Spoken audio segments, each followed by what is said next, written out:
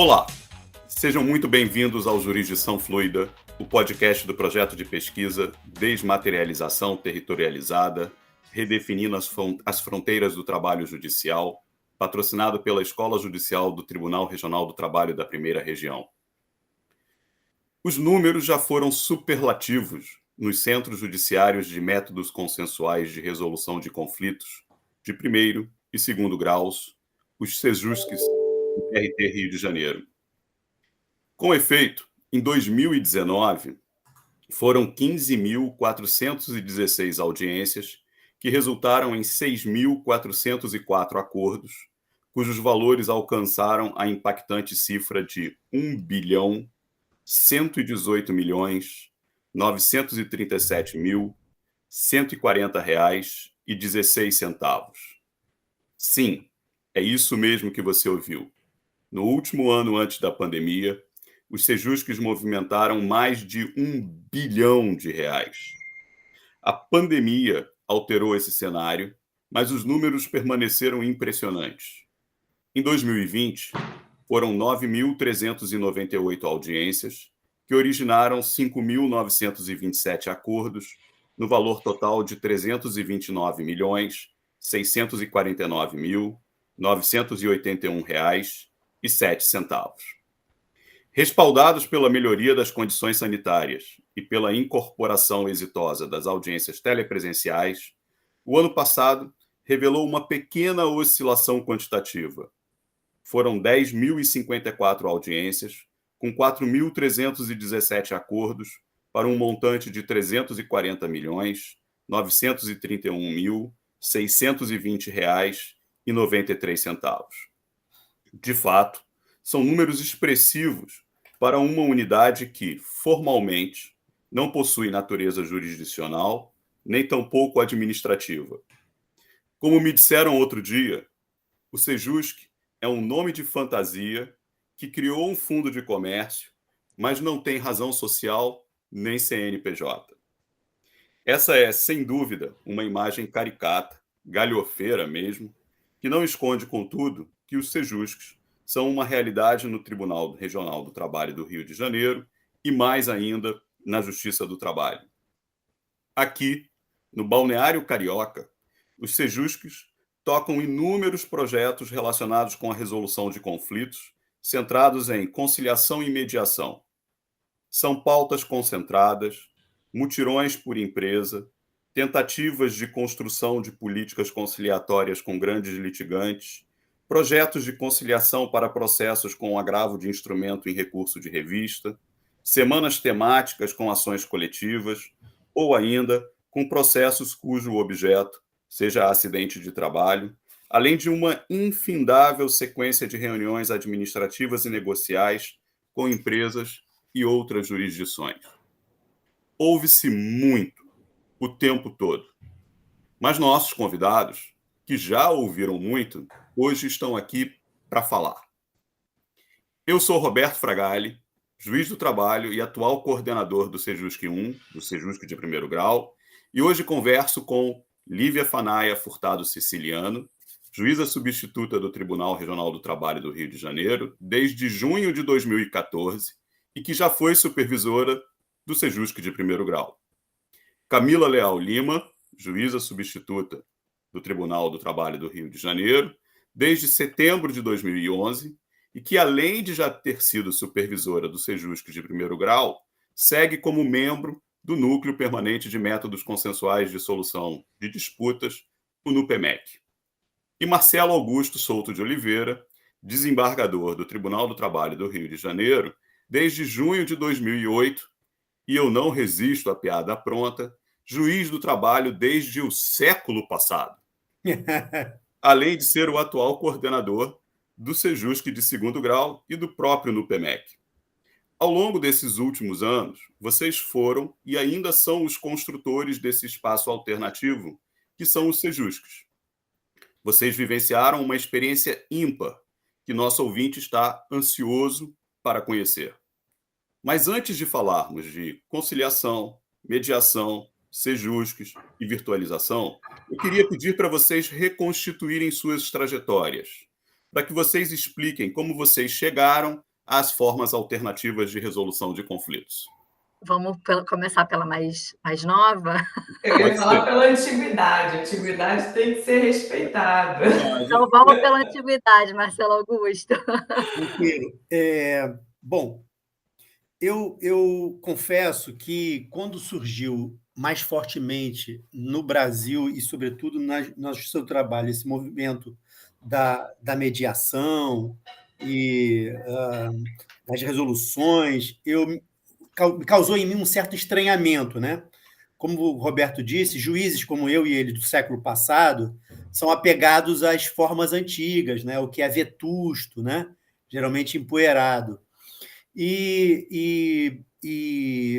Numa primeira mirada, eu, pelo menos, em um grupo grande de juízes, achou que aquilo poderia ser uma forma de desprestígio da jurisdição. Mas como eu não gosto de tomar posições e tomar decisões sobre o que eu acho certo e errado, sem conhecer exatamente aquilo que eu estou opinando, eu passei a me interessar por isso mais detidamente, né?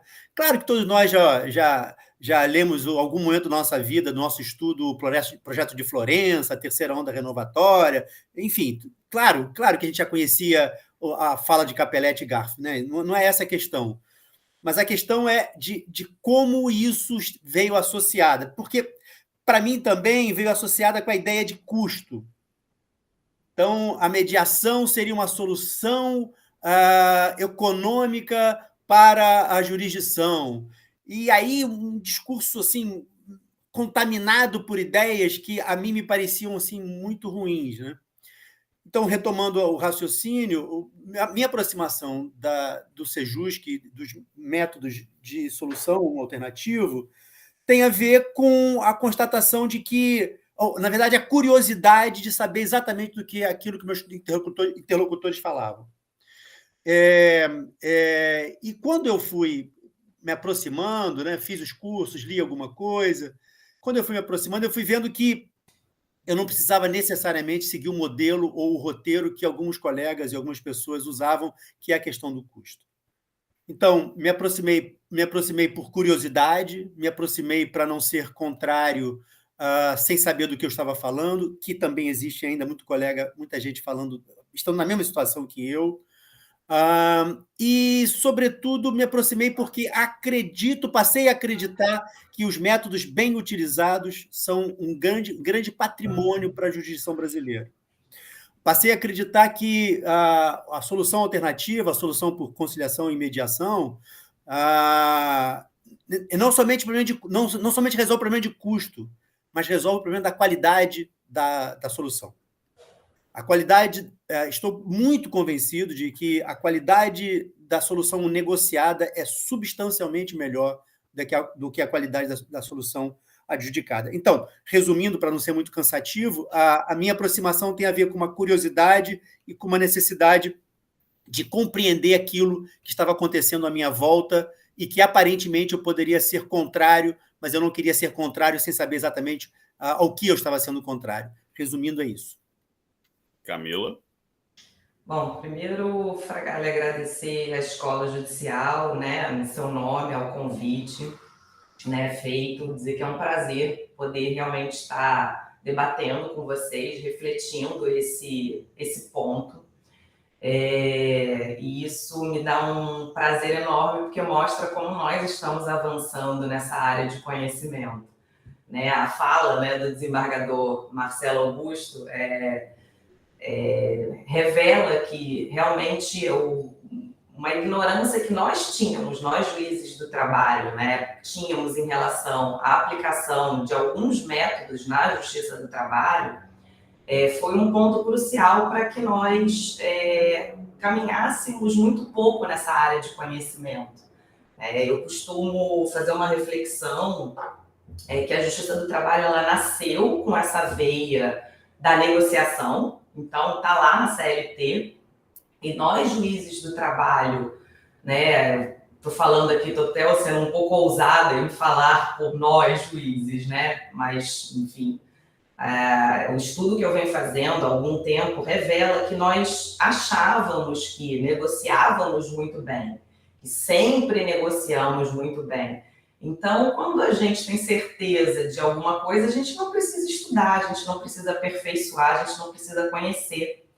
E eu penso que isso foi um dos motivos para que a Justiça do Trabalho demorasse tanto a aceitar, né, a aplicação desses métodos que já foram chamados de alternativos, né, e que hoje, até por uma questão neurolinguística, são chamados de adequados, ou seja, não é alternativo. Alternativo é o que, não, de repente, não é tão bom, né, é uma alternativa e não um caminho.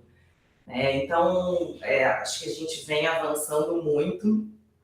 Os números, né, que a pesquisa estão aí, está revelando, ela mostra matematicamente, estatisticamente, algo que não dá para discutir, porque com números a gente não discute, né? Com opinião, né? Com corrente a gente pode discutir. Eu Camila, juíza, me alinho com essa corrente, né? Lívia com uma outra. Enfim, é uma questão que envolve mais um valor, uma subjetividade. O número não.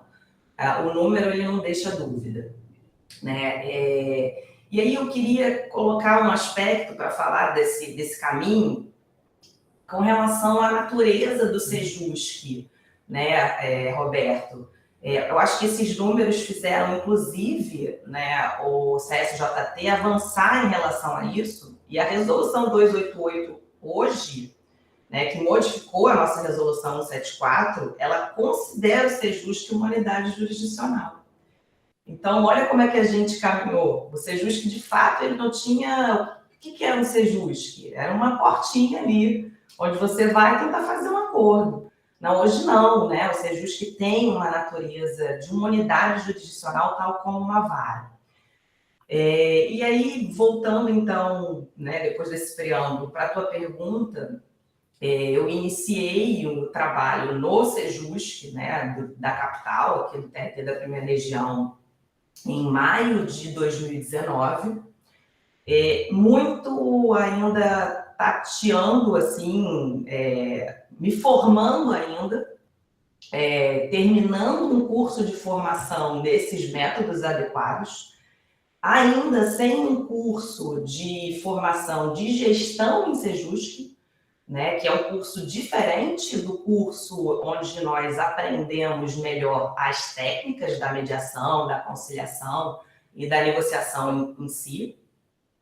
E percebi como que o conhecimento teórico é fundamental e um divisor de águas na aplicação desses métodos e nesse resultado que a pesquisa está revelando em termos de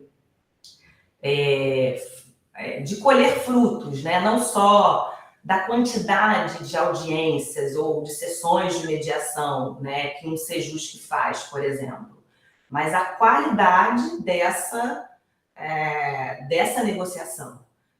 Porque penso eu, né, e aí salvo o melhor juízo, que não adianta nós colocarmos cada vez mais audiências, né, sem prezarmos pela qualidade da negociação. E aí o desembargador Marcelo Augusto tocou num ponto que também sempre me causou um desconforto muito grande, que é associar a aplicação desses métodos consensuais a uma economia, né? Faça um acordo, porque, do contrário, você vai precisar de 2, 3 anos para obter um provimento jurisdicional. Faça um acordo, porque, do contrário, você corre o risco de nada receber. Né? É quase que como nós, juízes, falarmos, olha, a gente não funciona bem, então faz um acordo, porque você vai correr o risco de nós não utilizarmos bem os nossos mecanismos, as nossas ferramentas. Então, é quase que um acordo como uma falta de opção, e não como uma opção. né? E concordo plenamente com essa filosofia de vermos a negociação, a solução ganha-ganha como uma conquista, uma opção. Não são todos os conflitos, né, que possuem características para isso, mas a maioria deles, por assim dizer, ou pelo menos dar a oportunidade para que as partes decidam se ele tem ou não essa característica. Então é isso, eu trilhei esse caminho a partir de 2019, não parei, acho que é uma área de conhecimento que envolve um conhecimento muito amplo, não tem um conhecimento associado única e exclusivamente ao direito, a gente envolve administração, economia, psicologia, neurolinguística e por aí vai. Nosso tribunal tem avançado muito, né? E eu acho que cada gestão nessa área vai deixando um legado e vai conseguindo conquistar o nosso próprio público interno, que é né, que eu acho que a gente tem uma resistência muito grande dos próprios juízes, que quando conhecem, né, os métodos, percebem que nem todo conflito vai estar apto para aplicação deles, mas os que estão ganham muito, né, em qualidade, né, e ganha a justiça, sem dúvida, numa questão, inclusive, econômica, né, porque a pesquisa, não sei se adentra nesse aspecto, mas a EJUD já produziu uma pesquisa em relação à questão econômica, né, do custo de uma ação, e para as partes, não tenho dúvida de que, além desse custo econômico, há um custo psicológico e um resgate da crença de que cada um consegue, sim, resolver os seus próprios conflitos. Vou passar aqui a palavra para a Lívia, porque eu falei que ia ser sucinta e não fui. Vou me policiar. Não tem problema, Camila. Lívia. Desde que eu entrei assim, na magistratura, eu sempre gostei da parte de conciliar, sempre. Eu sempre perdi um tempo assim, nas minhas audiências, sejam iniciais ou de instruções, eu perdi um tempo, eu gostava, eu sempre me dirigi muito às partes.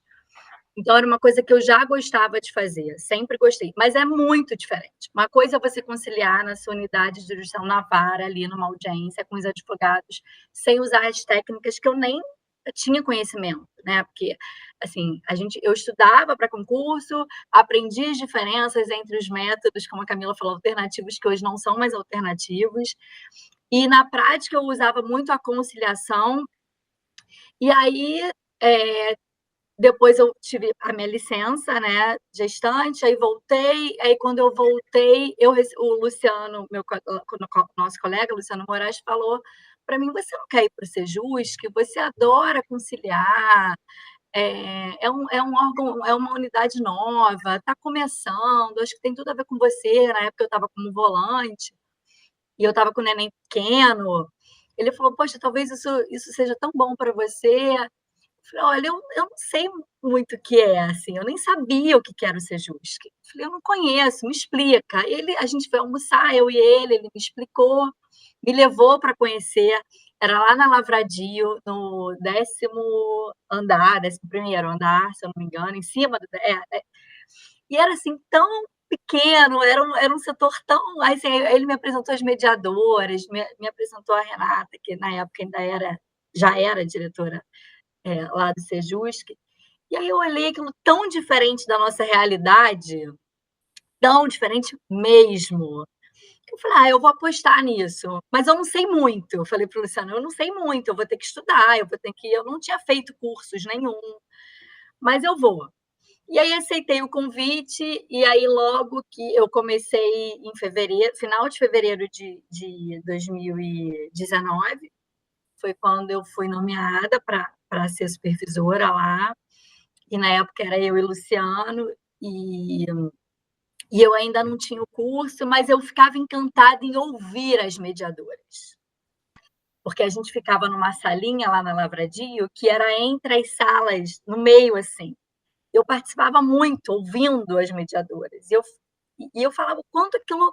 Eu percebi o quanto as partes elas falavam naquele momento, elas conseguiam apresentar o real conflito, que às vezes, através de uma petição, a gente não consegue identificar, né? Porque não é a própria parte que narra, é o advogado que traz uma escrita técnica, jurídica, e a gente não vê muita emoção, né? Embora esteja lá na fundamentação da indenização por dano moral, aquelas palavras todas, a gente não consegue identificar qual é a emoção mesmo que a parte sentiu naquele momento que ela supostamente foi lesada. E aí eu aceitei, e aí depois aí Luciano saiu, aí entrou Camila, e Camila muito assim, incrível comigo, porque Camila tem um conhecimento muito bacana de psicologia, e a gente trocava várias ideias, e a gente, embora uma seja morena e outra loira, a gente se parece, e uma baixa e alta, a gente se parece muito, a gente tem muita afinidade. Então foi muito maravilhoso começar o trabalho lá, e as duas, assim, meio que conhecendo mesmo o setor, né? E aprendendo muito com as mediadoras, principalmente com as mediadoras, e aí a gente começou a fazer o curso, e aí depois do curso, era oferecido pela própria escola, a gente ainda foi fazer um curso lá em Brasília de gestão, que foi muito interessante, foi uma troca com outros juízes de outros tribunais, inclusive de outras justiças, né? Não só a Justiça do Trabalho, então foi super legal, e aí eu comecei a perceber, assim, como a solução do conflito através da mediação é realmente, acho que a solução mais próxima do que as partes desejam. Eu não tenho dúvida disso. Assim, eu já participei, né, de mediações de dias lá no Sejusc, mais de um dia que as partes tiveram que voltar, porque a gente não conseguiu encerrar em um dia. E a sensação é que as partes, cada vez mais, elas se abriam e se abriam e se abriam, e é tão curioso que, no final, elas quase que concordavam. Então, assim, é uma experiência, para mim, incrível, mudou a minha vida, eu sempre falo isso. O Sejusc mudou a minha vida, inclusive pessoal, a minha forma de me comunicar com o outro, a minha forma de ouvir o outro. Me mudou como juíza depois que eu voltei para a jurisdição. Eu sou hoje, com certeza, uma juíza totalmente diferente. Eu acho que é uma experiência em que todos os juízes deveriam viver e conhecer, e tentar quebrar o preconceito que existe, muito ainda. Vários colegas falam para mim, que Sejusc nada. Os acordos de lá são como se os acordos fossem homologados realmente com a gente, com uma venda, como se a gente não estivesse vendo, como se a gente fosse um órgão homologador. Sejusc não é um órgão homologador de acordo, é muito mais do que isso, né? Ele realmente promove a pacificação social real. Assim, eu até hoje, quando eu pego processos na jurisdição, eu falo, não, os senhores já passaram pelo Sejusc? Aí, quando os advogados falam assim, não, então vamos fazer o seguinte, vamos remarcar a audiência, eu vou determinar a remessa para o Sejusc, porque eu tenho certeza que lá vão ter pessoas muito competentes para ouvi-los e tentar chegar na melhor composição possível. Assim, hoje eu sou uma encantada, eu sou uma fã, só não posso utilizar mais para não quebrar a minha imparcialidade, porque eu que vou julgar. Mas eu tenho um sonho, eu não sei se a gente vai conseguir realizar isso por conta, né, pela questão orçamentária, pela questão de quantidade de juízes, né? Eu sou uma poliana, uma eterna poliana, então eu espero que a nossa justiça volte a ser valorizada e que a gente consiga, assim, melhorar, que venham mais juízes e que venham melhores condições de trabalho para nós, porque meu sonho é ter, assim, trabalhar 2 juízes numa vara, um poder fazer mediação, outro instrução, e revezar, enfim, e fazer esse trabalho lindo, assim, né? Que eu acho demais. Mas é isso, eu sou uma encantada, eu amo, e acho que todos deveriam conhecer mais o Sejusc. Legal, obrigado, Lívia, Camila, Marcelo, por essa apresentação inicial. A gente vai voltar a vários dos assuntos que vocês abordaram nessa apresentação, nessa fala inicial, né? Mas antes de entrar em alguns assuntos específicos, eu queria voltar à ideia, né? Eu abri esse nosso papo falando sobre números superlativos e impressionantes do Sejusc, né? Camila fez várias referências à estatística, e aí me lembrou, né, sempre, é uma frase que eu adoro, que a gente brinca muito quando está fazendo pesquisa quantitativa, quer dizer, torture os números que eles confessam qualquer coisa, né?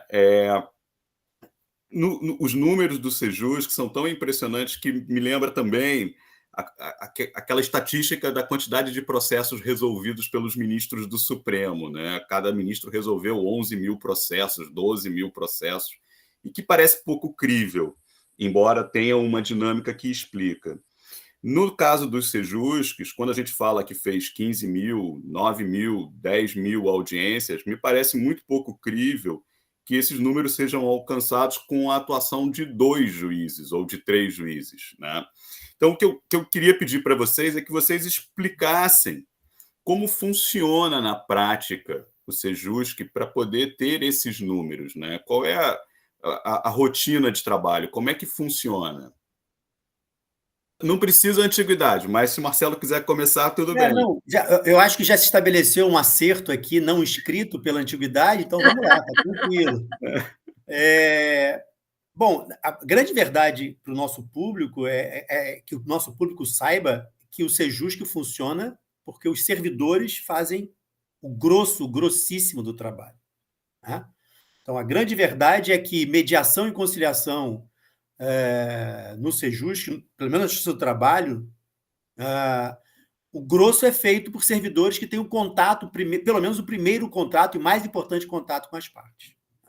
Servidores capacitados no curso, no Rio de Janeiro, de 140 horas, conhecem as técnicas, são incentivados a praticar as técnicas, são cobrados para usar as técnicas, eles abrem a audiência, conversam com as partes, fazem todas as etapas de uma boa mediação, e o juiz atua pontualmente num caso ou no outro caso, tirando dúvida, eventualmente com capacidade de, por causa das suas características pessoais de magistrado, de dar o desenlace final daquela sessão.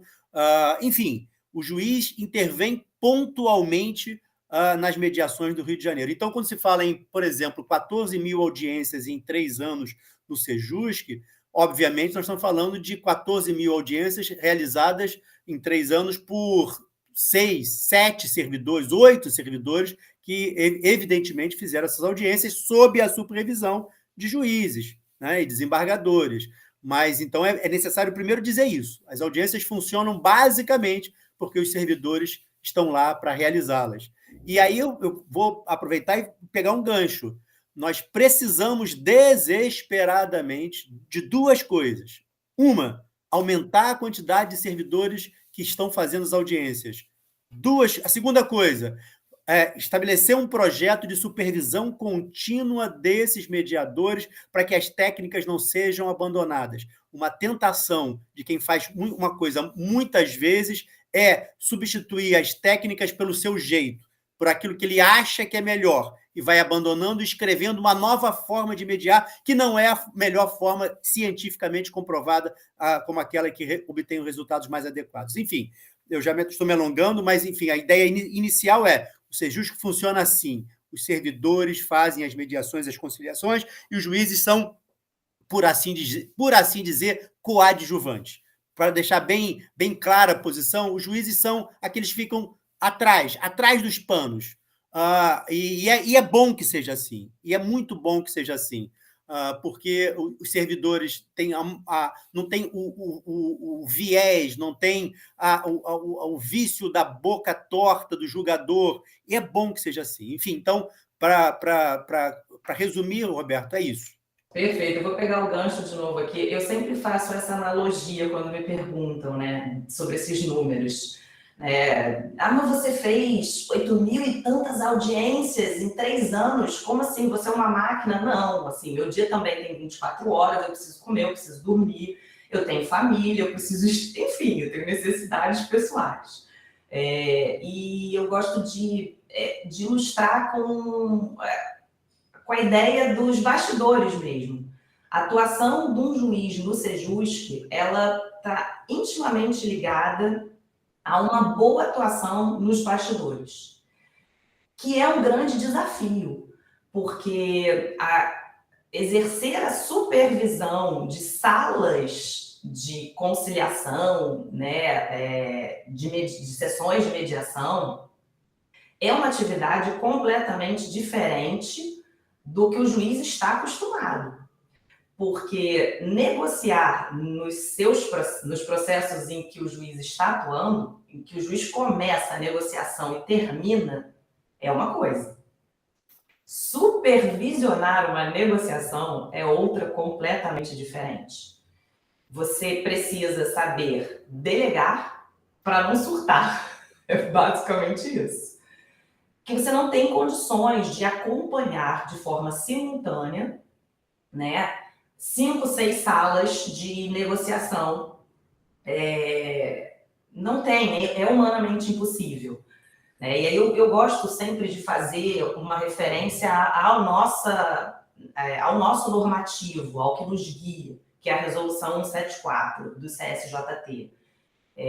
Na Resolução 174, há uma limitação. O juiz só pode supervisionar até 6 salas de conciliação ou de mediação, né? Para preservar essa supervisão.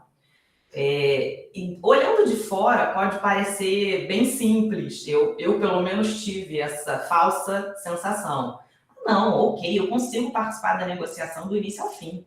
Quando uma estiver ali naquele ponto auge, eu estou ali, daí depois eu saio e vou para outra. E não é assim, até porque a lei de Murphy, ela entra exatamente nessa hora para nos mostrar que tem negociações que acontecem exatamente no mesmo time, no mesmo segundo, e você não tem a capacidade de estar fisicamente ou televirtualmente na mesma sala ao mesmo tempo. Então, a formação desses mediadores, desses conciliadores, é o que dá segurança para o magistrado que supervisiona. E essa formação continuada também é uma exigência para o juiz do Sejusc, para o mediador. Tem até eu iniciei um projeto e ele está até concorrendo agora, não sei se no CNJ, acho que é no CNJ, que trata desse projeto de supervisão e de formação continuada dos mediadores do Sejusc, uma formação em job, feita pelo próprio supervisor, porque ninguém melhor do que o supervisor para conseguir detectar aonde que aquela equipe precisa aprimorar, aonde a equipe está falhando na aplicação da técnica por conta de vícios do cotidiano. Nada melhor do que o supervisor que recebe o feedback das partes e dos advogados, né? Ninguém melhor dizendo, do que esse supervisor para poder fazer em parceria, né, com a escola judicial, né, ou com a EMAMAT, por exemplo, uma formação personalizada, porque a equipe ela oscila, tem momentos que ela precisa de um amparo maior na aplicação das técnicas, tem momentos em que ela precisa de um amparo maior no próprio direito, né, que orienta aquele conflito. Então, essa formação dá o respaldo para o magistrado que supervisiona, para ele ter a segurança de que, ao analisar o acordo, né, as cláusulas daquela negociação, aquele conciliador, aquele mediador, ele abordou aspectos que seriam, digamos, fundamentais para um juiz, né? Não existe nenhum vício, há garantia de que a parte tomou uma decisão informada, ela está consciente da escolha, né? Ambos os lados. Então é isso, um supervisor, ele trabalha de forma nos bastidores, com até 6 salas de negociação de forma simultânea. E esses números revelam, naturalmente, uma quantidade muito maior de audiências por conta, né, desse trabalho em conjunto.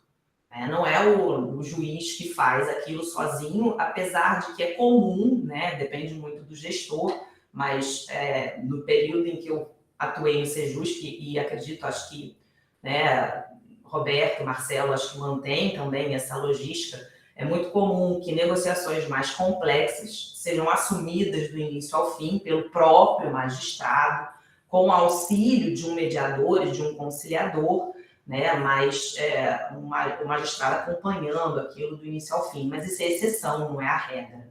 Então, é isso. São muitas mesas simultâneas, né, com essa divisão aí de trabalho para chegar a esse número bem impactante. Lívia? Não, eu acho que falar, assim, da parte prática, assim, o Sejusc, ele, assim, eu não sei se para os colegas que não conhecem, nunca foram, assim, existe uma secretaria, né, uma diretora que enfim, está lá para atender os advogados, é feita uma triagem dos processos. Eu não sei se ainda Camila, porque eu saí muito antes de você, e não sei também se é Fragalho ou Marcelo, mas na minha época havia uma triagem dos processos que eram colocados em pauta. Esses processos são distribuídos entre as mediadoras. Então, assim, o que se observa, né, considerando que geralmente os próprios servidores e mediadores que fazem as audiências, sempre se observou muita quantidade razoável também, ao mesmo tempo que a gente atingiu um número muito grande de audiências, as mediadoras, elas fazem um trabalho extremamente exaustivo, né? Mediar é difícil, né? Você escuta, você é o tempo todo ali ouvinte, e geralmente são assuntos complexos, pesados.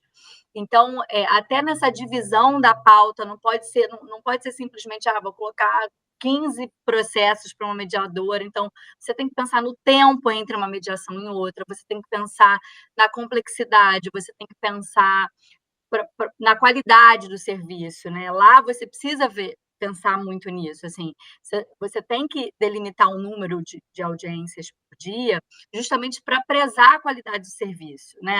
Não adianta você colocar um monte de processo para uma mediadora, porque ela não vai dar conta, porque provavelmente, se uma mediação se estender um pouco mais, pode causar uma certa angústia nela, que vai atrapalhar a forma como ela vai conduzir as mediações posteriores. Então, tudo lá é muito bem pensado.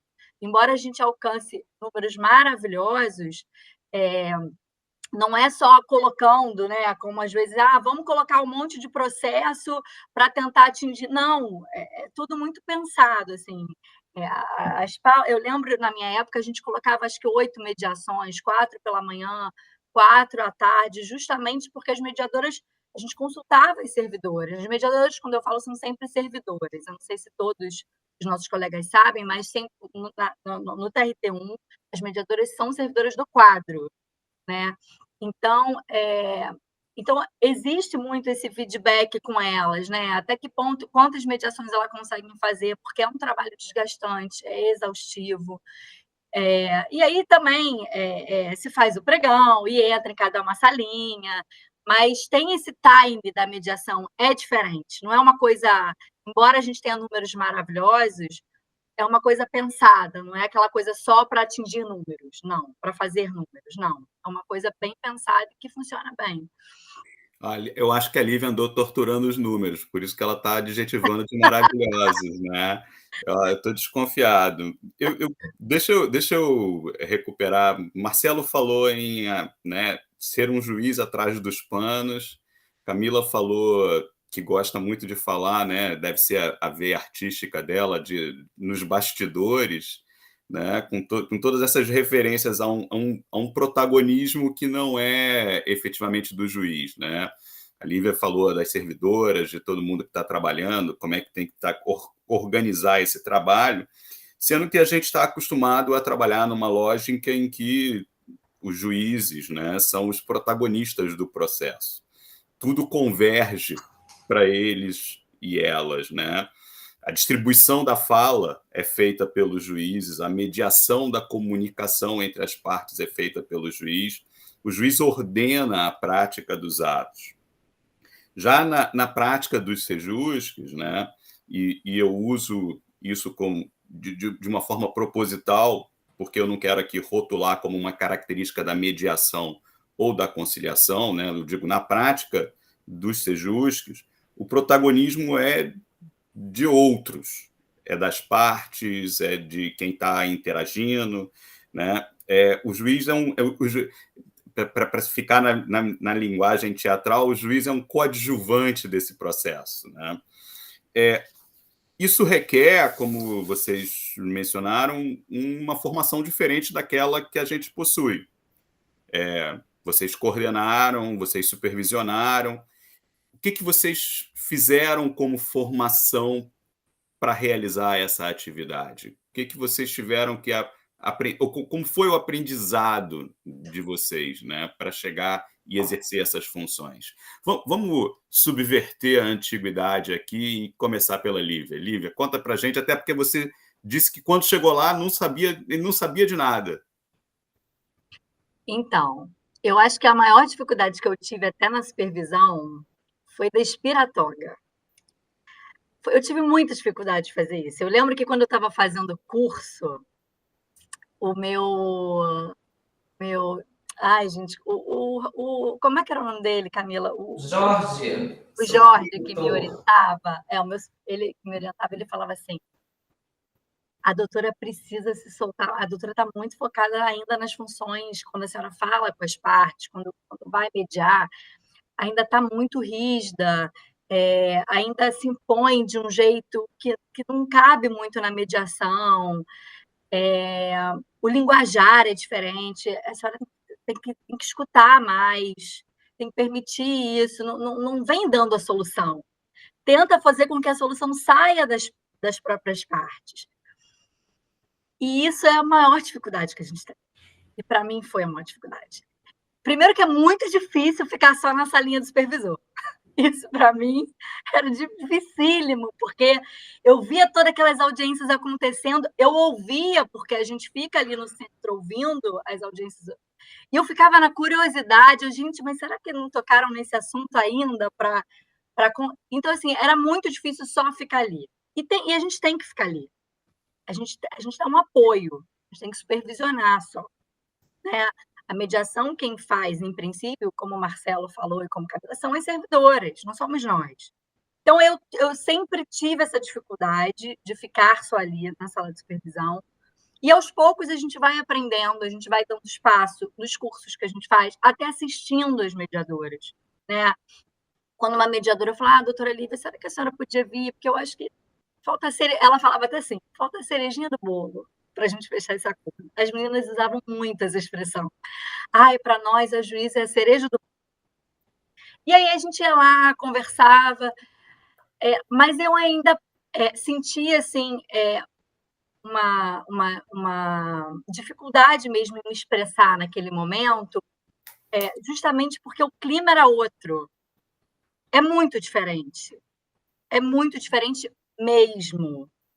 Não dá para você agir na sala de mediação como você age numa sala de audiências de vara. Não dá. A postura tem que ser outra, inclusive com relação à formalidade. Ali as partes estão se abrindo. Elas não querem um juiz sisudo, um juiz muito formal. Elas querem um acolhimento. Ainda que seja do juiz, que apareça pouco, elas querem um juiz acolhedor. Não dá para ter um juiz, na minha opinião, salvo o melhor juízo, um juiz que queira se comportar no Sejusc da mesma forma que ele se comporta na vara. Ele realmente tem que mudar o perfil dele. Senão não vai dar certo, não vai ser um lugar atrativo. As partes e os advogados precisam saber que ali é um local em que eles vão ficar à vontade. É diferente. Então, isso, assim, é uma coisa que a gente vai se acostumando, é uma coisa que eu fui me acostumando, e a gente vai aprendendo dia a dia, né? E eu acho isso uma característica que tem que ser do setor. O acolhimento tem que ser feito, não só pelos mediadores, como pelo juiz supervisor. O fato de ter um juiz ali não significa que o juiz vai ser aquele fiscal não, peraí que eu vou buscar alguma coisa errada que esteja acontecendo. Não, não é isso. Ele está ali para dar um apoio, um suporte também para as partes, para os advogados. Então, assim, eu acho que é isso que os magistrados precisam ter. É um setor que não dá para comparar. As pessoas comparam muito os acordos feitos na vara com os acordos feitos... Desculpa, é completamente diferente. Não dá para você julgar sem passar. Você precisa viver aquilo para você conhecer e ter a certeza absoluta que você ali é outro juiz. Por isso que não dá para você comparar o seu colega que está atuando no Sejusc, a forma como ele atua, com a forma como outro colega atua na jurisdição. Eu sei que agora eu voltei, Camila também voltou. Quando a gente volta, a gente percebe bem essa distinção. Porque quando a gente vai, a gente aprende. Quando a gente volta, a gente percebe que a gente também não pode mais ser aquele juiz lá do Sejusc. Até para não comprometer a nossa imparcialidade, né? As coisas funcionam diferentes, são setores diferentes. Assim, é no dia a dia mesmo, assim, Fragali, que a gente vai aprendendo e vai tirando um pouco a toga e vai amolecendo, vai percebendo como é que tem que se comportar no Sejusc, que é no dia a dia, é aprendendo e conhecendo. Tá. A Lívia descreveu muito um aprendizado prático. Camila, e o aprendizado formal? O que você teve que fazer? Então, Fragali, eu acho que eu comentei um pouquinho, não sei se na minha primeira ou na segunda fala, desse caminho. Primeiro, acho que você, como magistrado, aprender a aplicar essas técnicas é uma coisa.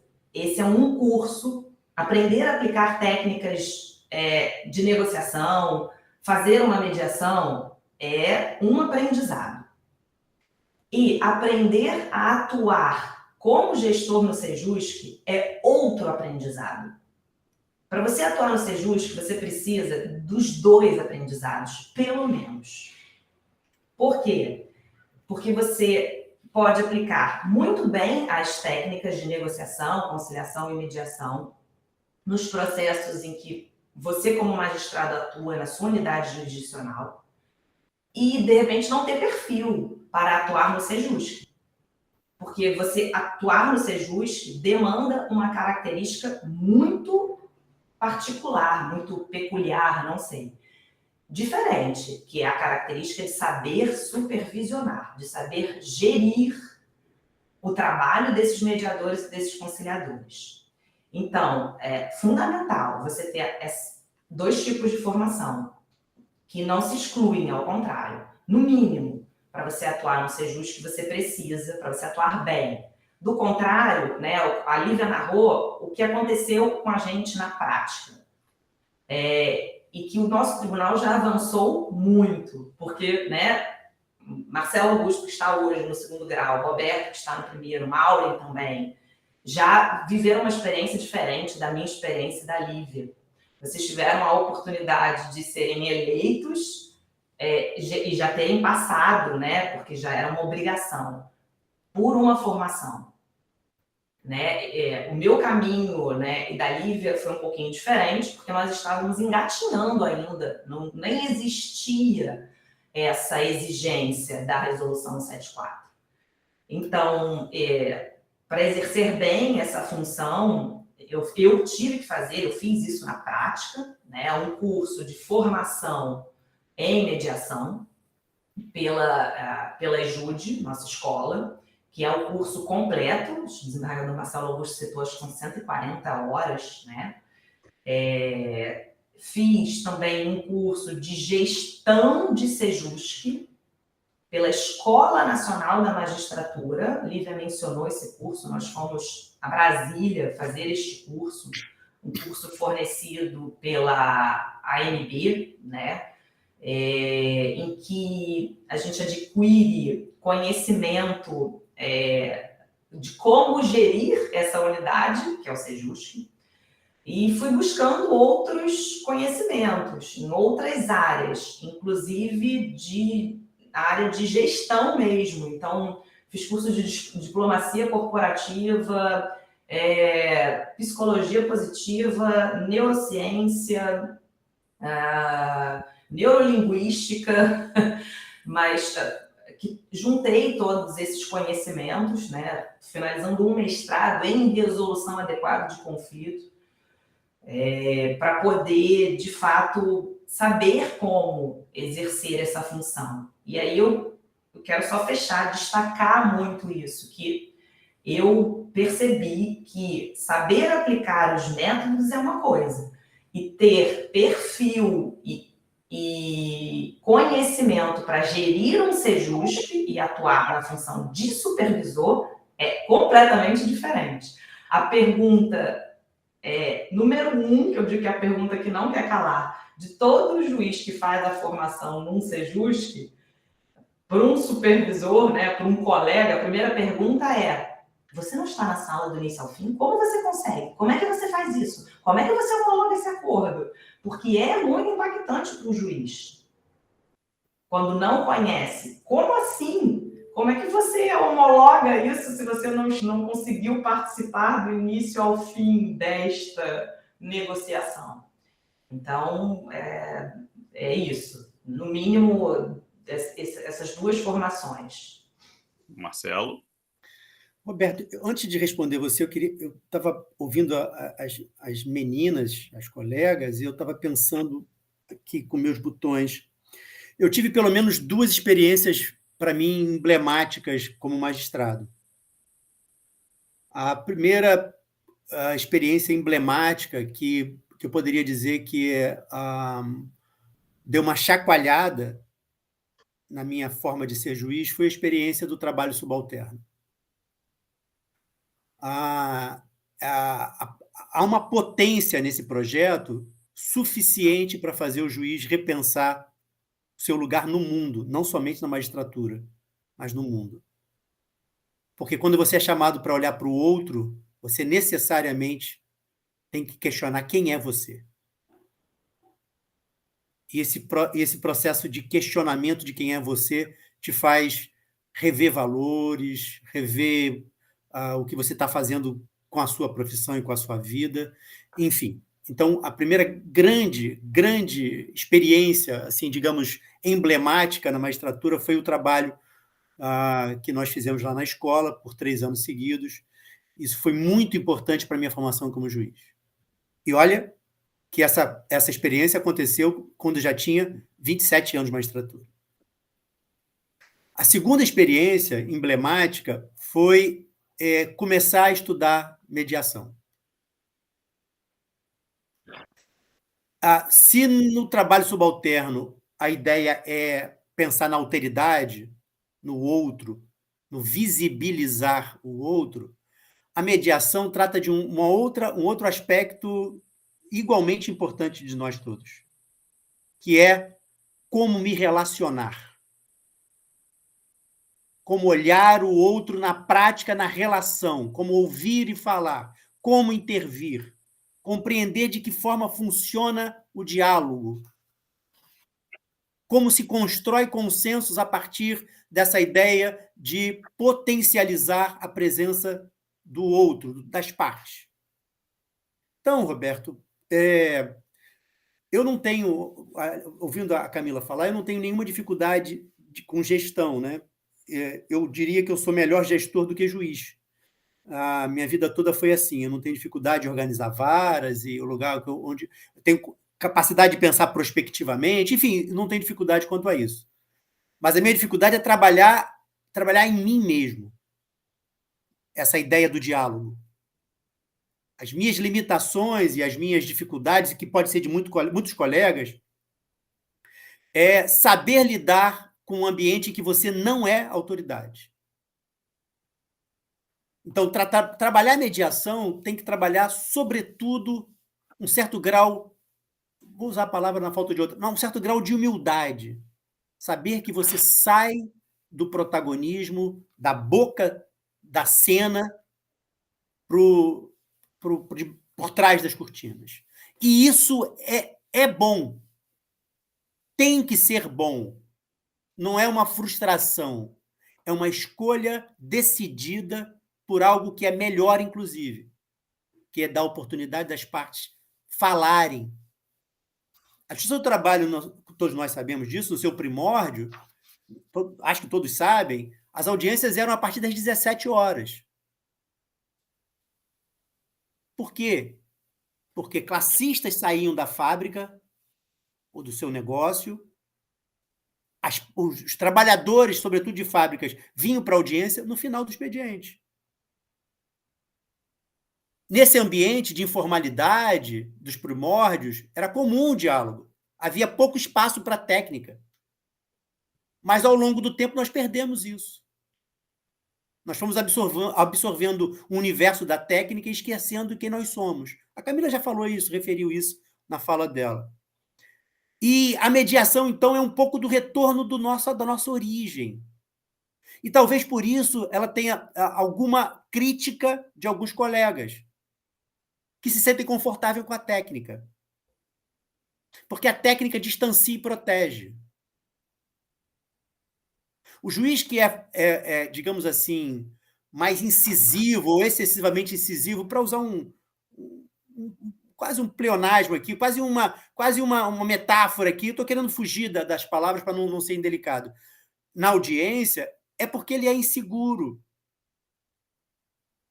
e se protege com a autoridade, com a força da palavra. Na mediação, o juiz está desnudo. Ele não tem isso como biombo protetor. Ele é uma pessoa, como as pessoas que estão na mesa. Então, eu já estou devaneando um pouco, mas eu queria registrar isso e responder a você. Então, para mim, como eu me preparei? Lendo, fazendo o curso que eu diria dos melhores, eu não sei, não conheço fora do Rio de Janeiro, mas tenho absoluta certeza que o curso que foi ministrado para nós pela escola é dos melhores do Brasil, dos melhores. Então, incentivo fortemente a que façam. O material teórico é excelente, os professores são excelentes, a supervisão, a parte prática, muito proveitosa, você aprende muito nela. Agora, fato é fato. Mediador não sai formado com 140 horas. Mediação é aprender todo dia. Mediação é supervisionar e ser supervisionado. Como psicólogo, né? Ele trata de pessoas, mas alguém trata da cabeça dele. Supervisão é a mesma coisa. Mediação é a mesma coisa. Ele trata de alguém, mas alguém trata dele, e assim sucessivamente até o infinito. Então, há uma preparação formal, que todos nós temos, mas há uma preparação na prática, empírica, que é uma preparação de si para si. Aprender quem é você, aprender quem é o outro, se autolimitar, melhorar como pessoa. Eu não concebo um bom mediador que seja má pessoa. São conceitos incompatíveis. Um bom mediador valoriza a pessoa, valoriza o diálogo. Automaticamente, trabalhando com a mediação e acreditando na mediação, você se torna uma pessoa melhor. Enfim, eu acho que eu estou devaneando demais, mas são as ideias que me ocorrem agora.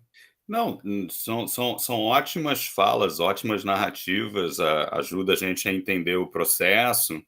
E aí eu vou usar a fala da Lívia, né, e vou trazer a cereja do bolo que vai complicar a nossa vida, que é o que foi a pandemia. Não, que foi, inverte, que foi, mas que talvez continue sendo a pandemia, né?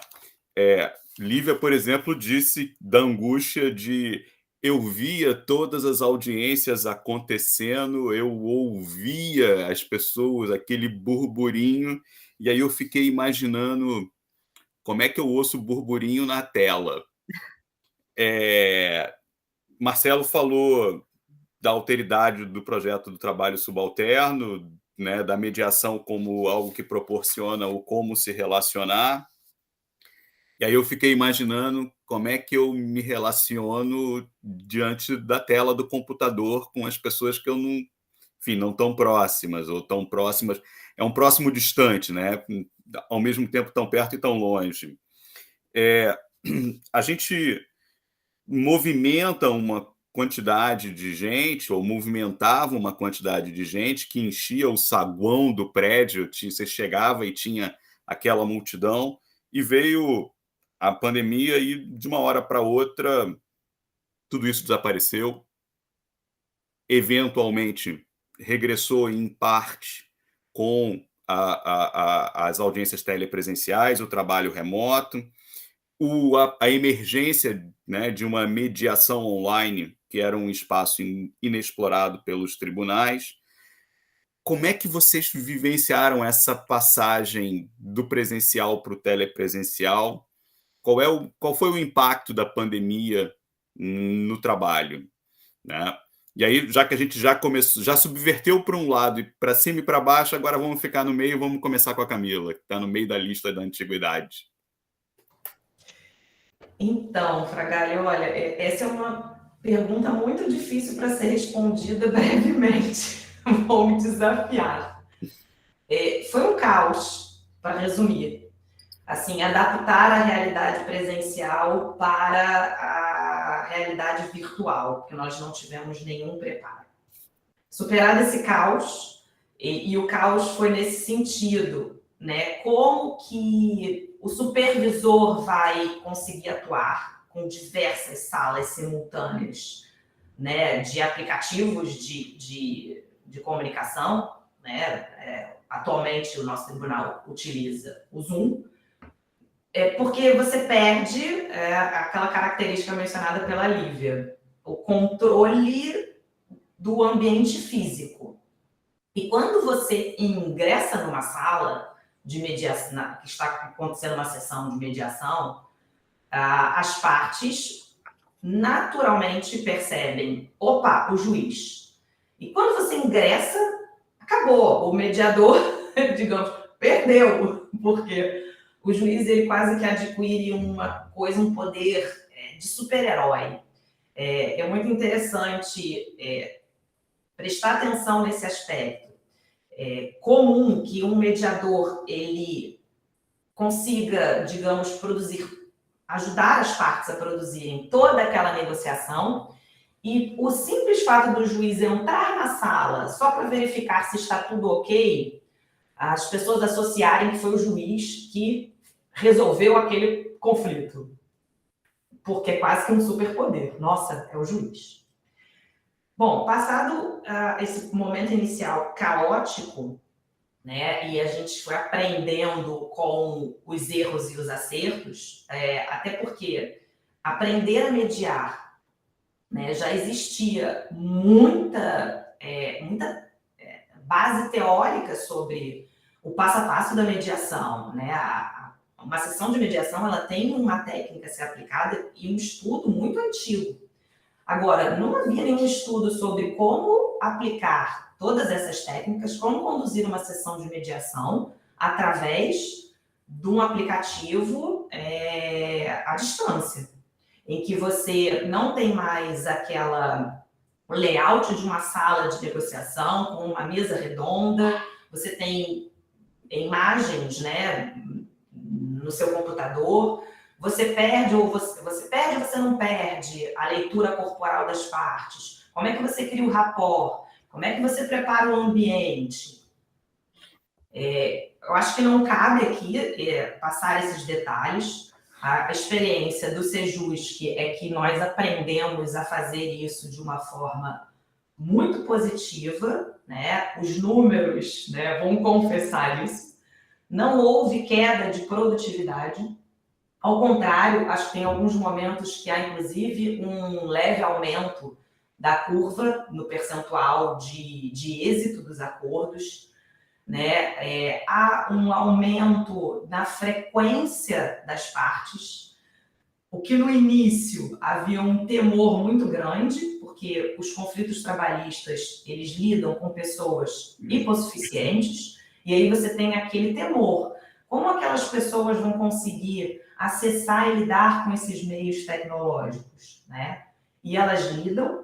Tem uma pesquisa, não sei se é recente, do IBGE, que revela que as pessoas hoje têm mais acesso à internet do que acesso à justiça. E aí eu falo acesso à justiça no sentido amplo, não só de acesso ao judiciário, mas acesso à justiça. Então, hoje o mundo é digital, então mesmo as pessoas mais simples, né, em regra, elas possuem um celular e um meio de acessar a plataforma. Existem situações que fogem a essa regra, sim, mas o meio virtual, a sessão telepresencial, ela ampliou esse acesso à justiça a partir do ponto em que não há mais um limite territorial. No Rio de Janeiro, ele não tem uma proporção tão grande em termos de território, mas ainda assim, quando a gente fala, né, da capital, no Rio de Janeiro capital, né, uma parte que mora, por exemplo, em Guaratiba, levava pelo menos 3 horas para conseguir chegar no Sejus, para participar de uma sessão, de uma negociação.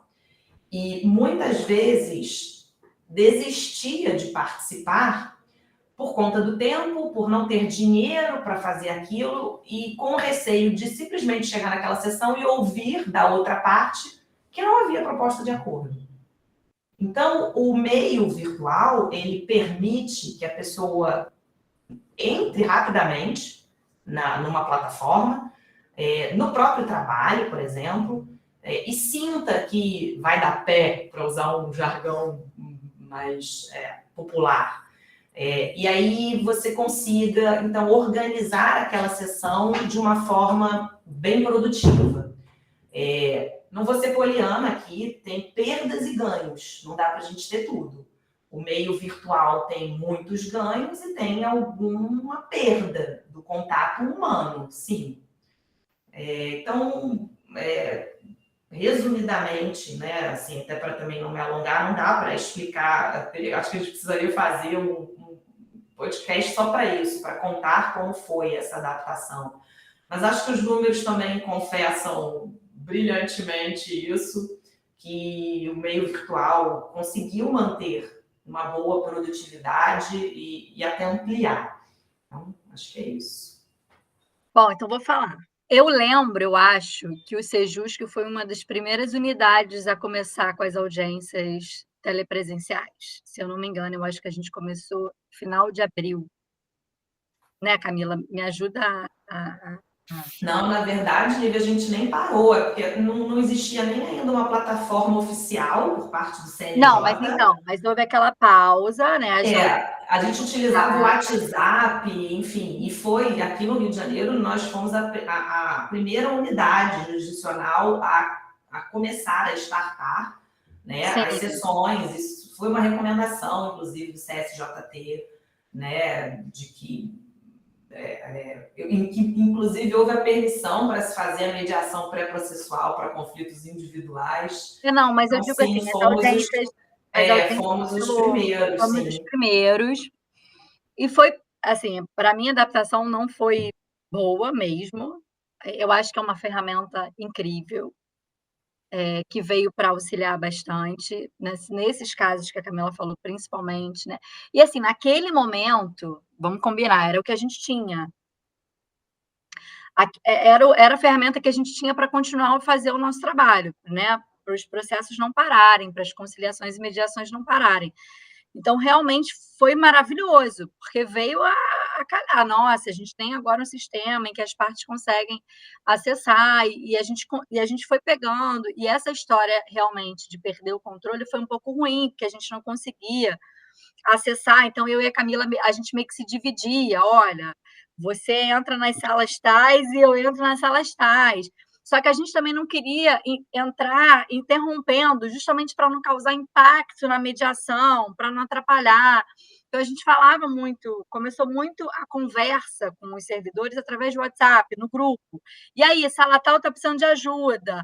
Aí, doutor, entra aqui na minha sala. Não, aqui estou terminando. Então, o contato ficou muito, né, através dos aplicativos, né? seja o WhatsApp, que foi muito utilizado, e na época era o Google Meeting. Se eu não me engano, a gente nem usava o Zoom ainda. A gente foi se adaptando porque era o que a gente tinha. Foi funcionando, a gente fez alguns acordos, óbvio, vários acordos, na verdade, através dos aplicativos. Mas eu fiquei pouco tempo, porque em outubro eu já voltei para a jurisdição. Então, o meu mundo no Sejusc telepresencial durou pouco, né? Foram 4, 5 meses, mais ou menos. Eu ainda tirei licença, então, férias. Então, assim, eu devo ter trabalhado uns 3 meses mesmo telepresencial no Sejusc. E quando eu voltei para a jurisdição, já era uma outra pegada. Então, e foi mudando também, o Sejusc foi mudando, Camila permaneceu e as coisas foram mudando. Então, assim, a partir de outubro de 2019, de 2020, perdão, eu já não consigo falar muito sobre como funcionou. Para mim, foi difícil, porque a gente estava vivendo um momento difícil. Eu sou uma pessoa muito do toque, do presencial, do tem que estar junto, eu sou assim. Então, eu tive muita dificuldade, mas acho que é uma ferramenta incrível, mas eu tenho as minhas críticas, e eu sei que eu sou, como eu já antecipei antes, eu sei que eu sou minoritária, porque eu acho, assim, que a regra, a meu ver, tem que ser presencial. Mas isso é uma crítica só, enfim, é um debate que também precisa de um outro podcast para a gente falar sobre do ônus e do bônus do telepresencial e presencial. Mas é isso. Bom, a gente, Roberto, foi formado no telepresencial, né? A gente nem teve a oportunidade de ser mediador presencial para testar na prática as diferenças, né? Eu acho que todos nós fizemos, né? Pelo menos aqueles que foram formados na mesma equipe, oportunidade de fazer em São Paulo. Uma parte da nossa formação foi feita no Sejusc de São Paulo. E eu confesso que eu tinha que me inventar toda manhã para contar alguma historinha, alguma piadinha, ou usar o meu sotaque, ou usar o sol, ou falar do futebol.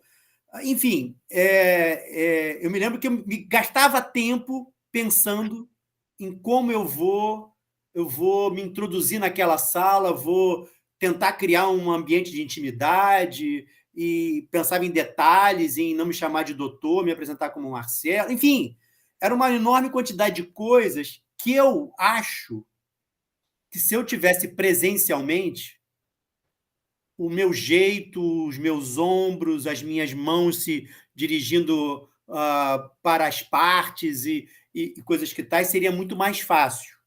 Então, resumidamente, o Sejusc, desde então, está trabalhando telepresencialmente.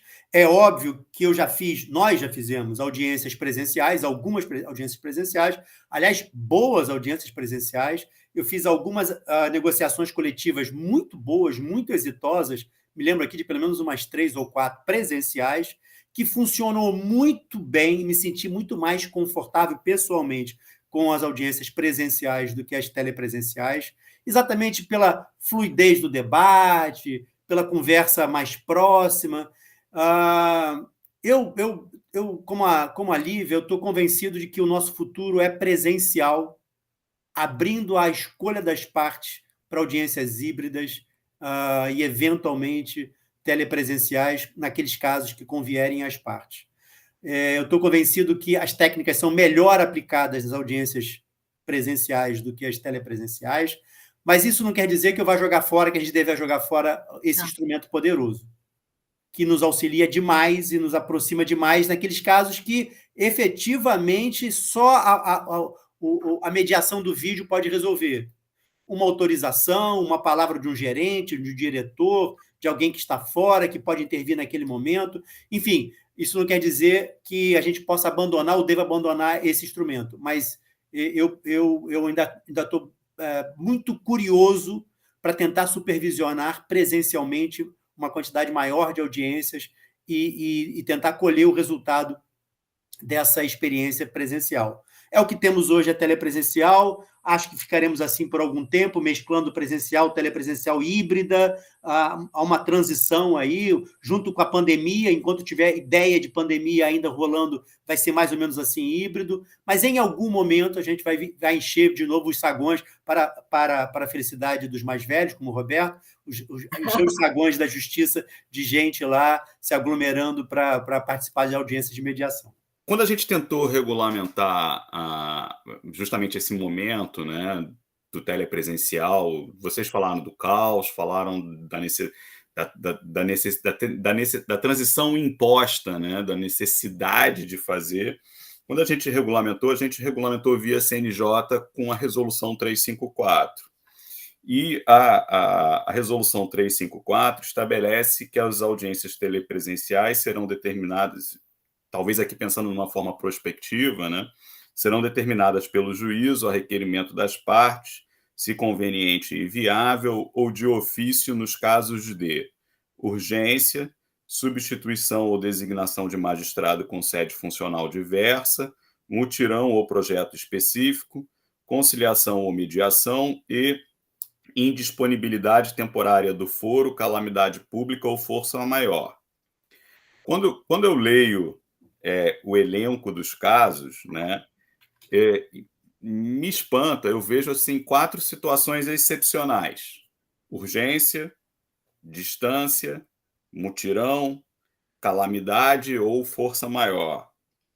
E uma situação rotineira, que é conciliação e mediação. Não é esquisito tratar conciliação e mediação junto com as excepcionalidades, colocar conciliação e mediação nesse rol, quando a gente está, ao mesmo tempo, tentando construir uma política de tratamento adequado de conflitos no judiciário? É bem interessante. É bem interessante. Mas aí eu vou pegar sua fala, Roberto, e tentar usar de uma forma prospectiva. Interpretar como algo positivo e não como uma exceção. Então, nós temos, de fato, nesse rol, 4 situações excepcionais e uma que é rotineira, mas que o próprio CNJ reconhece que ganha pela facilidade do meio virtual, telepresencial. Então, seria uma situação rotineira junto com situações excepcionais. Bom, eu vivi muito a parte... Então, assim, diferente da Lívia, eu vivi bem a experiência do Sejusc presencial, de maio de 2019 até o início da pandemia, 1 ano, vamos colocar assim. E vivi mais tempo no Sejusc atuando sob a modalidade virtual, né? Acho que 2 anos, porque eu acabei ficando um pouco mais, né, que 2 anos no Sejusc em razão da necessidade do nosso tribunal de adequar a formação e conseguir finalizar esse processo de eleição dos atuais gestores. E digo que realmente facilita muito o acesso das partes e dos advogados a aplicativos de comunicação por conferência. O que não impede de identificarmos, depois daquele acesso, que o presencial será um meio mais efetivo para continuarmos aquela negociação. Então, eu acho que é difícil, e aí eu vou numa linha também que eu prefiro me embasar em números, então, tudo que a gente fala, eu acho que agora aqui é muito achismo, porque dá uma necessidade da gente refletir, da gente amadurecer, da gente entender melhor o que aconteceu. Não me vejo em condições de dar uma opinião do que é melhor e do que é pior, mas sim em mostrar prós e contras, né? Nenhuma decisão é alheia a um benefício e algo que não é tão positivo. Conciliando nesse momento e a experiência, né, que eu vivi, eu diria que é uma solução negociada, uma mediação mesmo. Manter, né, esse acesso, essa facilidade, na dúvida, mantém a facilidade e dentro daquela facilidade vamos identificar a oportunidade de fazer o presencial. Agora, quando as partes já sinalizam que o presencial já será mais adequado, aí não tem dúvida, fica fácil. E repito, se o Sejusc é um lugar em que a gente está buscando um consenso, né, e um consenso que vem de uma construção pelas partes envolvidas, mais do que nunca, o juiz gestor do Sejusc tem que ter essa escuta. São as partes que vão dizer. E, na dúvida, mantém o que é mais fácil para ela acessar para você depois ver. Se você mantém o meio virtual para aquele caso ou se você transforma em presencial. Eu tenho refletido assim, um pouco por aí. E o Sejusc do nosso regional tem uma característica muito peculiar. Nós temos hoje um único Sejusc para o TRT da primeira região, de primeiro grau, né? Segundo grau é o único Sejusc. Então, assim, nós temos o Sejusc Capital, que virou o Sejusc TRT primeira região, né, que atende não só as varas, as unidades que estão localizadas na circunscrição da capital, como também as varas que estão localizadas em Campos, Macaé, Itaperuna, né? Então, não há assim, outro meio, né? E aí vem naturalmente o argumento. Tudo bem, mas então, para os conflitos da jurisdição da capital, a regra deveria ser o presencial. Não sei. E aí eu vou trazer mais uma vez essa reflexão. E a pessoa que sai lá de Pedra de Guaratiba, que demora 3 horas para chegar no centro da cidade, não é bem desafiador para ela? 3 horas para ir, 3 horas para voltar, com um sistema de transporte público que, né, não é o mais adequado? Enfim, algumas reflexões e poucas certezas ainda, tá? Legal. Lívia? O Marcelo? Quem prefere? Acho que eu já falei, não? Não sei. Aqui a gente está num bate-papo. Não, eu acho assim, eu acho que a Camila fala muito bem, mas eu acho que assim, tudo isso, né? Eu acho que já é exceção. A distância já é exceção. Para eu fazer audiência telepresencial, né? Quando a Camila fala, os conflitos que estão. Será que o Sejusc, então, deveria atender presencialmente os processos que são da circunscrição do Rio de Janeiro? E quando ela respondeu, depende? Sim, depende. Assim como a gente faz na jurisdição, depende. Vão ter casos que a gente não realmente vai ter que abrir uma exceção e vai ter que fazer um tele. Não tem jeito. Isso também, na minha opinião, e acho que concordo com a Camila, que a gente está num certo achismo ainda. E eu vivenciei muito pouco aqui a conciliação e a mediação no Sejusc telepresencial. Então, eu estou falando muito mais pela minha experiência na jurisdição do que no Sejusc. Porque eu faço isso na jurisdição. A gente ainda está caminhando, a gente ainda, em regra, é audiência telepresencial, até que tudo se acerte.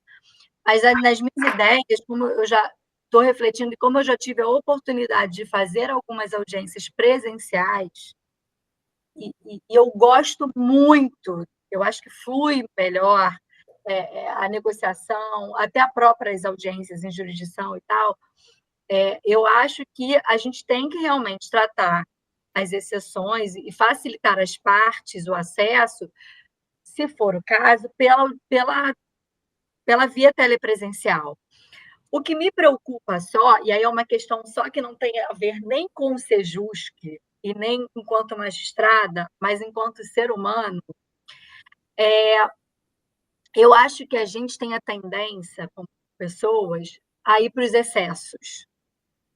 Né? Então, eu fico muito preocupada porque agora a grande maioria dos meus colegas quer a telepresencial porque tem que ser só telepresencial, Só que a gente ainda não percebeu que esses excessos, né? Porque eu acho que a gente tem que, na vida como um todo, a gente tem que sempre buscar um equilíbrio, né?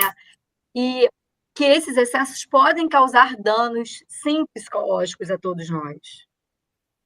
Então, me preocupa muito essa questão só de pensar na facilidade do acesso. E as outras questões que estão por trás? E a falta de convivência? E a falta do diálogo presencial? Como o Marcelo falou antes da gente iniciar, o telepresencial ele é muito frio. E nas nossas vidas, a gente precisa de contato com o outro. E isso ajuda até a construção do nosso psicológico para realizar um trabalho melhor. Então, assim, na pandemia, como eu falei antes, eu me senti... O sentimento que eu mais perdi no meu trabalho foi o sentimento de pertencimento à instituição. Porque a gente já tem um trabalho isolado, né? Nós decidimos sozinhos, nós fazemos audiências ali, embora tenhamos os servidores ali na secretaria e tal, antes da pandemia, ficou muito pior. Facilitou muito a execução do trabalho? Sim. Aumentou a produtividade? Não tenho dúvida. O que eu acho que a gente precisa até repensar, né? Eu faço uma crítica a esse aumento de produtividade. Eu acho que a gente está indo para um caminho de excesso de novo. A gente estava num excesso, aí veio a pandemia para dar aquele susto, e agora a gente está num excesso de querer... não, porque telepresencial é ótimo, é conveniente, o trânsito... Daqui a pouco, a gente está isolado de novo de um outro jeito. E eu não sei, eu tenho grande preocupação quanto a isso. Então, assim, eu acho interessante, mas esquisito que conciliação e mediação estejam na resolução, junto com as exceções, porque eu não acho que conciliação e mediação seriam enquadradas como exceções para estar nesse rol. É isso. Marcelo? Vou tentar ser rápido, mas tem muita coisa para falar. Não sei quantas horas você tem mais de podcast para a gente gravar, mas vamos lá, vou tentar. Eu já enxergo assim, eu começo interpretando o artigo 3º da Resolução 354. Acho que tem algumas lógicas do artigo 3º que eu acho que todos nós vamos apoiar. A primeira grande ideia é que a telepresencial é conveniência das partes, não conveniência do juiz. Então, a primeira grande ideia é que não é o juiz que designa a audiência telepresencial. É a parte que requer. E, para tratar desse fenômeno, Lívia, a tentação do juiz querer fazer tudo da sua casa. O remédio para essa tentação é o artigo 3º da 354, porque não é ele que decide. A 354 retira dele a possibilidade de decidir pela audiência telepresencial, porque a regra será presencial, salvo se 1, convier às partes, 2, de ofício nas exceções. Então, o que a 354 está fazendo no artigo 3º é que mediação e conciliação preferencialmente é presencial. Preferencialmente. Como todas as outras audiências. Se convier às partes, ou de ofício para o juiz, aí a minha leitura não está na resolução, naqueles casos em que é necessária a telepresencial para conciliação e mediação, ele designará a telepresencial. Ou seja, a leitura, para mim, não forçada, de acordo com a regra geral de que as audiências são presenciais, é que a mediação e conciliação entra aí como exceção a critério do juiz, de ofício pelo juiz, naqueles casos em que ela aproxima a audiência, facilita o acesso das partes. Naqueles casos em que ele próprio recorda que é mais fácil fazê-lo. Nós já falamos aqui sobre isso. Ouvir um diretor que está no exterior, ouvir uma parte, a Camila citou, em Campo Grande, o Roberto tem mencionado isso. Nesses casos, faz sentido o juiz designar, ainda que a parte não requeira. Ele disponibiliza essa possibilidade, porque ele vê que a parte é mais bem atendida pelo judiciário numa audiência telepresencial. Mas, enfim, a ideia geral para mim é: as partes são soberanas. Uma grande ideia. É a vontade das partes. A segunda grande ideia, a regra é a audiência presencial, inclusive para mediação. Excepcionalmente, o juiz pode designar naqueles casos que ela se justifique. Fechado esse primeiro tópico, eu entro agora em outros tópicos. Eu tenho aqui na minha tela a avaliação da Semana Nacional de Conciliação ao longo dos tempos. 18, 19, 20, 21 e 22. 5 anos. No recorte da Semana Nacional de Conciliação, as audiências telepresenciais foram um fracasso. Dou os números. Na semana de 18, foram 7.300 audiências. De 19, 4.371. 20, 1.062. 21, 438. 22, 5.249. Começamos a crescer de novo. Acordos homologados, 2.000, 2.400, 730 em 20, 180 em 21, 1.370 em 22. Enfim, no recorte da semana de conciliação, não parece ser um bom incentivo continuar com o modelo telepresencial como regra.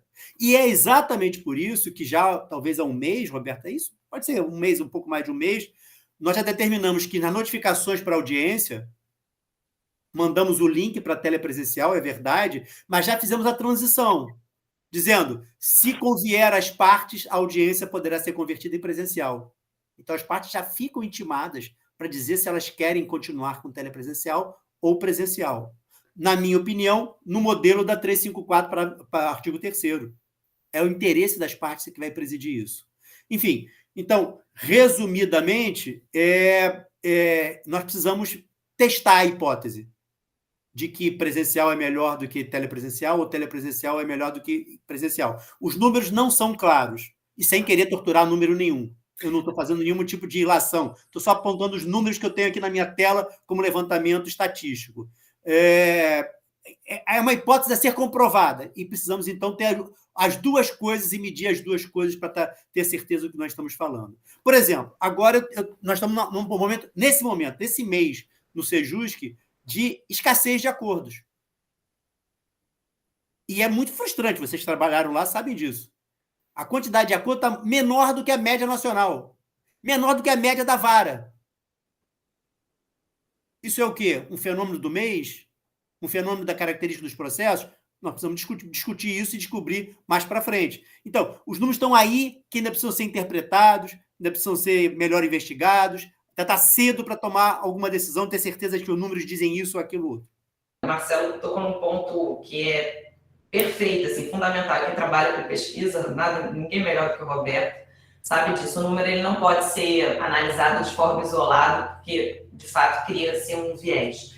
E Marcelo Augusto tocou num ponto muito interessante que diz respeito à produtividade do Sejusc em relação a essa Semana Nacional da Conciliação e o meio presencial ou o meio telepresencial. E eu tenho muito conforto em falar sobre isso, porque vivi muito bem as duas situações. E aí eu quero fazer um parêntese que em 2021 esses números refletem uma característica que o setor viveu naquele momento. O Sejusc, na Semana Nacional de Conciliação em 2021, ele contava com apenas um juiz naquele momento, no caso, quem vos fala, eu, porque até o meu colega que atuava em parceria naquele momento comigo, o juiz Maurício Drummond, ele precisou se afastar por licença, uma cirurgia de emergência. Nós tínhamos muitos mediadores doentes, né? Então, foi um momento que fugiu um pouco da curva, que é difícil da gente conseguir analisar também nesse global, mas tem uma razão que justifica esse número menor de designação de audiências e dessa produtividade, que diz respeito à mão de obra disponível, digamos assim, naquele momento, tá? Só para colocar uma pimentinha, né, nessa discussão de como que, de fato, a gente precisa de um tempo maior para amadurecer e entender esses números e o que eles estão querendo dizer, né? colocar uma pimenta ou uma cereja? Agora eu já fiquei na dúvida. Eu acho que é uma pimenta, que é para, né, Mas tudo discutir. bem. O Marcelo falou que não sabe quantas horas tem o podcast, né? A produção, que na verdade sou eu mesmo, já está me puxando o ouvido, dizendo que estamos estourando o nosso tempo, e a gente está caminhando para o fim do nosso papo, né? Foi uma excelente conversa sobre os sejusques do Tribunal aqui do Rio, onde, né, a pandemia teve um enorme impacto, né? Um impacto que levou todos nós para o trabalho remoto, para o telepresencial, até mesmo por falta de opção.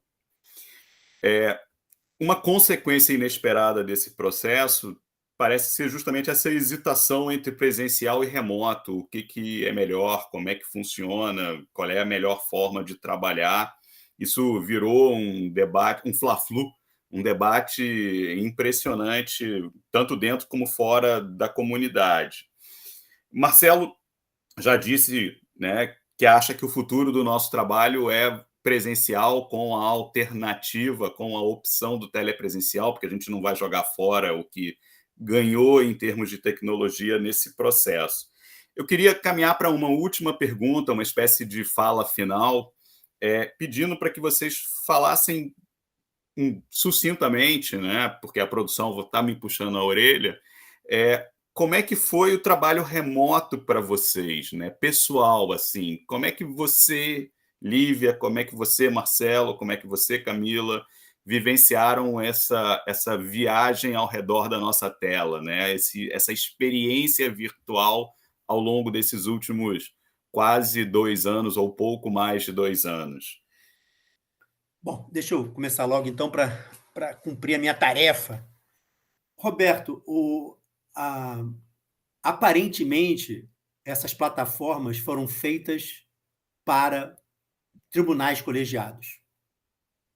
Aparentemente, o julgamento virtual e telepresencial nas turmas dos tribunais, órgãos colegiados, que não têm a presença da parte, se adequam perfeitamente. Então, vamos para dados. Como é que funciona hoje o trabalho no segundo grau? Criamos pautas, 200, 300, 180, enfim, processos. Uma pauta virtual. Cada desembargador vota no processo dos outros. As partes têm ciência da inclusão na pauta virtual e podem requerer o adiamento para a pauta telepresencial se tiverem interesse na sustentação oral. O que acontece hoje? 70% dos processos da pauta virtual não tem pedido de sustentação oral.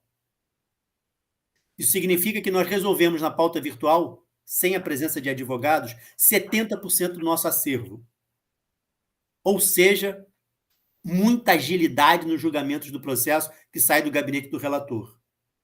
30% vão para a pauta telepresencial. Como é que acontece a tal pauta telepresencial? Debate de tese entre advogados e juízes. Então, eu diria que, para o segundo grau, o sistema de julgamento, a experiência de julgamento é extremamente exitosa e, eu diria, para o segundo grau, a pauta virtual nunca mais deixará de ser usada. Porque não faz sentido ter audiência presencial, botar em pauta presencial, 70% dos processos que o advogado não quer sustentar. É gasto inútil de tempo, dinheiro, trabalho inútil. Agora, pensando um pouco nos meus colegas de primeiro grau, é inegável que não se substitui com mesma qualidade a audiência de instrução telepresencial para audiência de instrução presencial.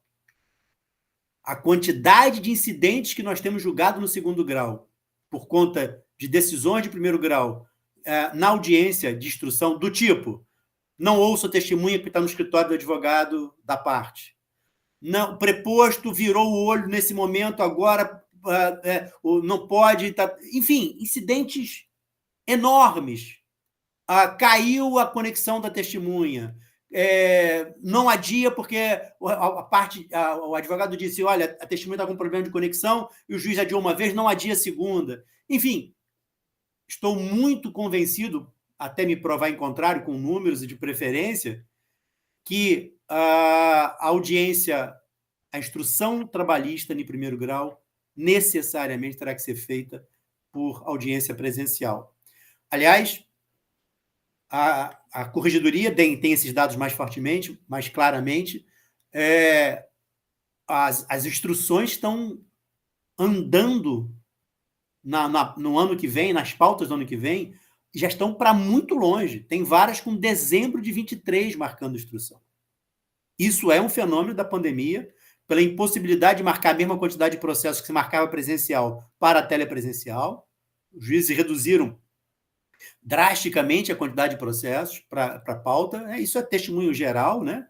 Não sou eu que estou dizendo. Enfim, então, Roberto, eu diria que a telepresencial veio para ficar, e sobretudo a virtual, no segundo grau, e penso que nós devemos voltar rapidamente, o mais rapidamente possível, para audiências presenciais em primeiro grau. Eu vou resumir mesmo. Para mim, pessoalmente, o trabalho telepresencial foi conveniente, mas difícil. Eu não lido bem com trabalho, executo bem, faço bem, mas eu prefiro fazer um trabalho presencial sem sombra de dúvidas. Obviamente, em algumas exceções, eu vou utilizar a tele, é óbvio, e como o Marcelo falou, conveniência das partes, com certeza, mas não foi uma experiência que eu queria permanecer 100%. Não me sinto confortável. Camila? Eu acho que ficou mais fácil, então, para eu fechar, porque da fala, né, da Liv e do Marcelo, eu acho que é equilíbrio. Esse meio, ele facilita muito o acesso à justiça para a prática de alguns atos, dificulta para outros.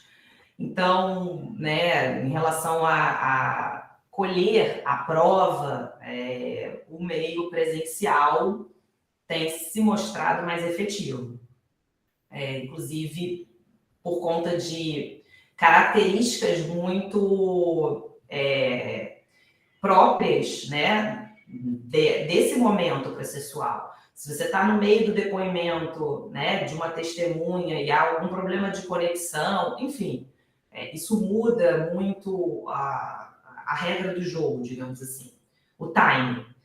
E tentando voltar aqui, manter o foco um pouquinho para a nossa discussão em relação ao Sejusc,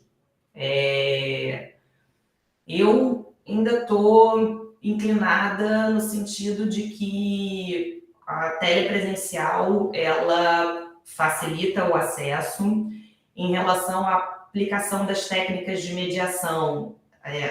Os benefícios, na minha percepção, na minha experiência, foram maiores do que as perdas. E tem muito essa discussão, e hoje a gente já tem um material, pesquisas muito bacanas sobre isso, com relação a essa perda do contato. Por outro lado, o que eu observei nas sessões foram partes muito mais confortáveis para falar sobre os seus conflitos, porque estavam em um ambiente, digamos, que elas se sentem mais protegidas. Porque você fazer uma sessão de mediação do ambiente que você escolheu, a sua casa, por exemplo, tem uma proteção para aquela pessoa que facilita ela adentrar em certos aspectos.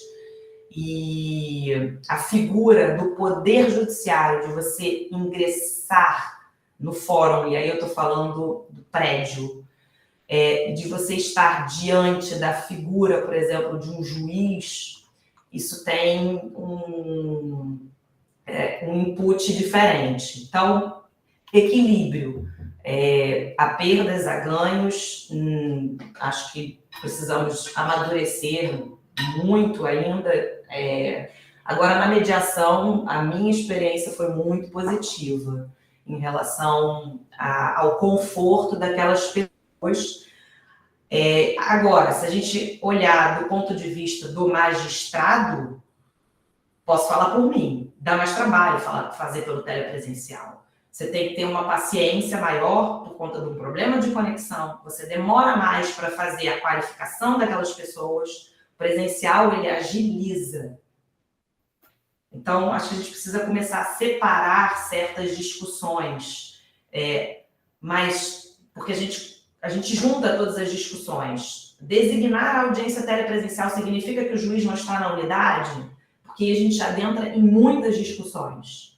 E a gente precisa começar a separar em caixas. Uma coisa é o meio, a outra coisa é a presença do juiz naquela unidade. Então, quando a gente discute tudo numa caixinha só, acho que complica. Complica e tem outros aspectos. A gente precisa buscar um equilíbrio. Nós, seres humanos, precisamos desse contato, do contato presencial, do café, da troca, né? Mas sem deixar de observar as facilidades que o acesso a essas plataformas gera para as partes. Então, é isso. Enfim, eu não sei se o futuro será presencial ou virtual, onde estará, como disse a Camila, né, o equilíbrio que a gente deseja, mas, pelo papo que aqui tivemos, parece que o virtual terá um importante espaço nesse futuro e aprender a lidar com ele é algo que ainda nos desafia. Conhecer os Sejuscs, pensar o impacto da pandemia em suas atuações, foi o que tentamos fazer ao longo desse nosso papo. Obrigado, Camila. Obrigado, Lívia. E obrigado, Marcelo, por compartilharem seus conhecimentos, suas experiências profissionais, tanto na jurisdição como nos nossos Sejuscs. Obrigado por fornecer ao nosso ouvinte material para pensarmos os mecanismos adequados ou alternativos de resolução de conflitos, por nos dar pistas sobre como podemos navegar da adjudicação para a solução negociadas pelas partes, como reinventar uma magistratura que segue performando intensamente, ainda que talvez à beira da exaustão. Fica aqui o convite para um retorno, para prosseguirmos com a discussão, talvez em uma série de podcasts específicas sobre mediação, conciliação, nos Sejuscs, aqui no nosso magnífico balneário. Enquanto essa outra série não vem, fica o convite para que vocês, bem como os nossos ouvintes, ouçam os demais episódios do Jurisdição Fluida, o podcast do projeto Desmaterialização Territorializada, redefinindo as fronteiras do trabalho judicial. Até a próxima!